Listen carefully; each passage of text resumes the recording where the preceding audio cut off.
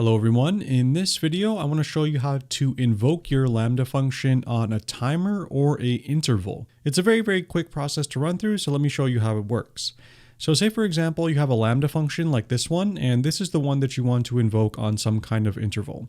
So all you need to do is go ahead and click on Add Trigger over here on the left hand side. And once this loads up, you need to select a source. For us, we're going to type in CloudWatch.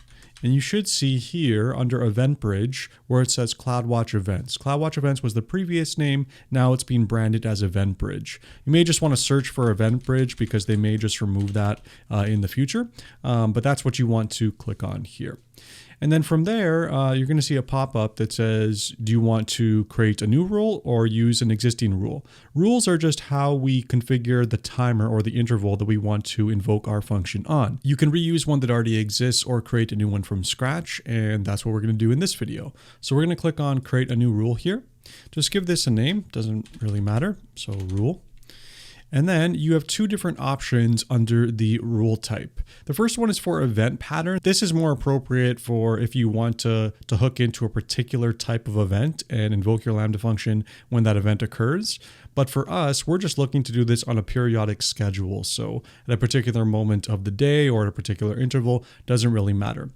And in the schedule expression is where you're going to define the rules or the interval or the timer that you're going to be invoking at. So there's two ways to do it, and you can tell based on the demonstrations over here, the examples.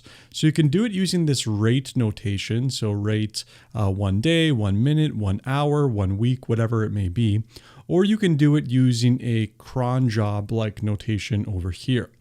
And the syntax for this isn't quite exactly the same as normal cron job on things like Unix operating systems. It's something that's been modified slightly, so you may have to look at the documentation here. And this documentation, if we just open it really quick, so this documentation is pretty good actually, and if you scroll down here for cron, you can see some of the settings that you can specify here. So you have to provide 6 inputs inside of the parentheses here. So and each input corresponds to minutes, then hours, then day of the month, then day of the week, and then year.